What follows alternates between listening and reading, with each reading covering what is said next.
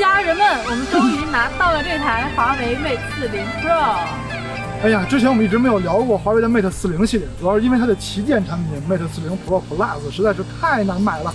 对啊，而且有点贵，说实话，我们小节目也买不起。那后来我们一想啊 ，Mate 40系列出货量最高的就是 Mate 40 Pro， 那么我们聊它呢是最具代表性的，而且这回我们还拿到了鸿蒙版的 Mate 40 Pro。那么大家呢可以先对它的工业设计投个票啊，如果你喜欢它的外观呢，可以打1；如果你不喜欢它的外观，可以打2。作为聊影像的节目，我们每期呢都会坚持拍摄一些摄影作品，不为别的，主要是为了激起您对手机摄影的兴趣。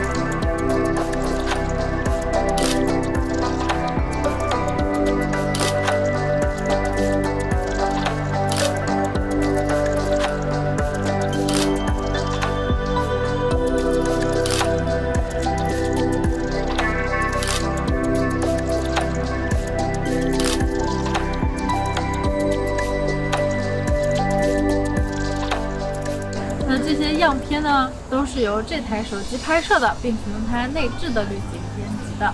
希望大家喜欢这些照片，并且可以拿起自己的手机，也多出去拍拍好的照片。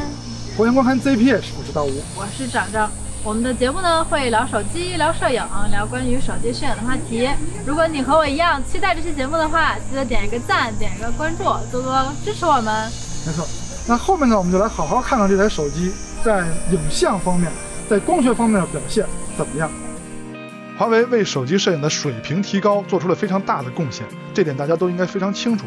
而且不光是清晰度方面、像素方面，在软件方面、使用方面也做得非常到位。那么这期节目的开头，我们先从它的拍摄软件说起。手机内置的拍摄软件非常丰富，那么我就捡一个我最喜欢的功能，叫做流光快门。前面摄影精选中很多流水的画面都是用这个功能拍摄的，而且这个功能呢，它不光可以拍摄白天，注意是白天流动的瀑布，而且是长时间曝光，还可以在夜晚拍摄星轨、星空。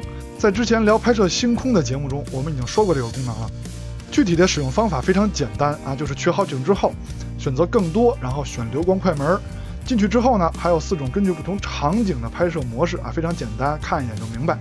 选好拍摄模式后，摁下快门啊，你就可以等着了。愿意拍摄多长时间就多长时间，愿意20秒、半个小时、3个小时都可以。原理呢很简单，就是相机在一直拍摄不同的照片，然后把这些照片合成，然后就能拍出一张行云流水的照片了。那么下面我们就来聊聊这台手机每颗镜头的成像表现、光学表现了。Mate 40 Pro 后摄一共是3颗镜头，分别是主摄、超广角，还有5倍长焦。只是有一点需要注意的是，这颗超广角只是打引号的超广角，因为厂商自己都不叫它超广角，只叫广角，因为它的视角真的太窄了，这点真算是天生的遗憾了。那么具体我们会放到超广角环节来给大家介绍。下面呢，我们先说主摄。硬件方面，感光器尺寸是真不小，1.28分之1英寸，其他的硬件参数都列在这里了。有一点需要说明的是，这台主摄不支持光学防抖。上样片，主摄拍摄的色彩方面真是不错啊，很讨喜，我个人比较喜欢。放大中心跟边角，看看它的光学表现怎么样。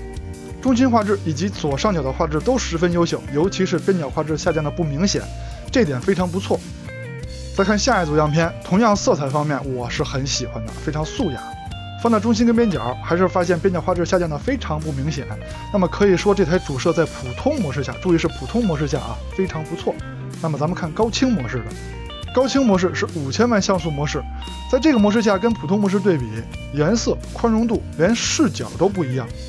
高清模式的视角更广，可以拍摄比普通模式更广的画面。放大中心对比，清晰度肯定是高像素模式更清晰，只不过就是宽容度啊，没有普通模式高，暗部的细节都没了。难道是像素太高，处理压力大，没功夫 HDR 了？那视角的差距又是为什么呢？记得刚才普通模式中心画质跟边角画质都比较接近啊，边角画质下降的不明显。那咱们再看高清模式的，哎呀，这个边角画质下降的就太明显了。这就是为什么普通模式比高清模式视角窄了。普通模式把四边边角画质不好的地方全给删掉了，这么做很聪明，而且也很对，因为绝大多数用户都是直接用普通模式拍摄，根本想不起来有高清模式这事儿。下面咱们就说说这颗带引号的超广角。硬件参数方面还是不错的，感光器尺寸挺大的，光圈也大，像素也高。不过需要注意的是，它是一颗16:9比例的感光器，而且视角真的太窄了，只有等效18毫米。这个在如今的主流旗舰的超广角当中，真的不算超广角。首先是16:9的比例，在同焦段下就没有4:3拍摄的画面更多啊，它毕竟更窄嘛。那如果把画面中的建筑放到同样大小，你们就会看出来视角差距有多么的大。图中面积的差距就是视角的差距。那其他的差距呢，我们放到下期对比视频中再比，关注我们你就能第一时间看到。总之，这个18毫米的焦段对于超广角来说真是有些遗憾的，对我来说也是这样。它是硬件造成的，也无法修改，那真是天生的遗憾了。虽然说厂商想用这颗16:9的感光器来拍摄视频，就好像它比主摄拍的视频更好似的，但是超广角视角窄有一个好处，就是边角画质能把控得更好。那么我们来看看它的光学表现怎么样。颜色方面，超广角的表现跟主摄一样，都是很招我喜欢的。放大中心跟左上角，中心画质还是不错的，左上角画质有些下降。再换下一组样片，这回放大的是中心跟右上角，中心画质依旧不错，右上角画质有所下降。再看长焦镜头，华为 Mate 40 Pro 采用的是一颗5倍的长焦镜头，硬件参数都列在这里了。感光器参数方面，大小嘛，3.6分之1英寸，不大。这颗长焦头的对焦速度还是非常快的啊，在日常使用中没有发现什么拖泥带水的对焦问题，可以说是指哪打哪。长焦镜头只要对焦迅速，那使用起来就算是得心应手了。在实际拍摄过程中呢，我们没有发现这颗镜头有什么缺点。画质方面跟其他手机的长焦镜头一样，长焦镜头的边角画质下降的不明显。那么中心画质跟边角画质我们就不用单独对比了。总之 Mate 40 Pro 上的这颗长焦镜头可以说是一个使用起来非常顺手的好长焦镜头。前置镜头由长长来为大家介绍。华为的人像模式有3个焦段，不是我说这个广角真的很显脸小，即便也还可以接受。它的美颜模式也挺简单的，光滑度就是磨皮，还有瘦脸和肤色，就这3个选项，不是很复杂，日常差不多够用吧。毕竟想好好自拍的，我们都会用美颜相机来拍。它的这个自带的美颜功能有就比没有强。它还有一个功能特别有意思，叫笑脸抓拍，特别智能。不过呢，有一点啊，该说不说，这背景虚化功能真是虚了个寂寞。如果我不说的话，你能看出来这张照片有虚化过吗？专门的人像模式用起来也是比较方便的啊，该有的功能都有，而且背景虚化也比较智能，该虚的虚，不该虚的不虚。逆光人像下的表现也是不错的，肤色也比较好看。但是啊，到了一个大树的阴影下拍出来的照片就不这么美好了，尤其是肤色，女孩子看了肯定不会喜欢的。所以该 P 的时候还是得 P 一下的。再看夜景模式的表现，华为到暗光的地方呢就会启动自动夜景，而这个自动夜景呢也没法关闭。出现自动夜景的时候，就是屏幕上出现这行字。一旦触发自动夜景，注意这个时候按下快门，千万不要快速的移动相机，否则拍出来照片就是这样的。好在自动夜景触发的条件比较苛刻啊，看过我们节目的朋友都知道，这个场景叫女流氓小巷，比较暗。一般的城市照明夜景是不会触发自动夜景的，所以拍摄起来还是比较轻松的。还有一点，自动夜景拍出来的效果根本不比专门的夜景模式差，甚至有些地方还会更强。总之呢，华为 Mate 40 Pro 这台手机的夜景表现还是不错的啊，无论是城市灯光环境，还是稍微暗一些的小巷、暗的墙壁，甚至祖传神树场景也能拍出不错的效果。如果自动夜景模式能在相机的设置中把它关掉就好了，这样在拍摄中的时候就不会因为它突然跳出来，而你快速移动手机把照片拍虚了。下期我们会找一台其他的旗舰机来跟它对比一下夜景拍摄的表现啊，关注我们你就能第一时间看到。下面看一下视频的表现。Mate 40 Pro 可以支持128倍，也就是3840帧的慢动作录制，真的很好玩。现在是主摄白天走路的防抖表现，虽然这台手机默认是用广角镜头拍摄视频，而且主摄也不支持防抖，但是实际效果来看还是很不错的。现在是广角镜头白天走路的防抖表现，效果也是很理想的。跟主摄一样，电子防抖效果不错，也看不到明显的果冻效应。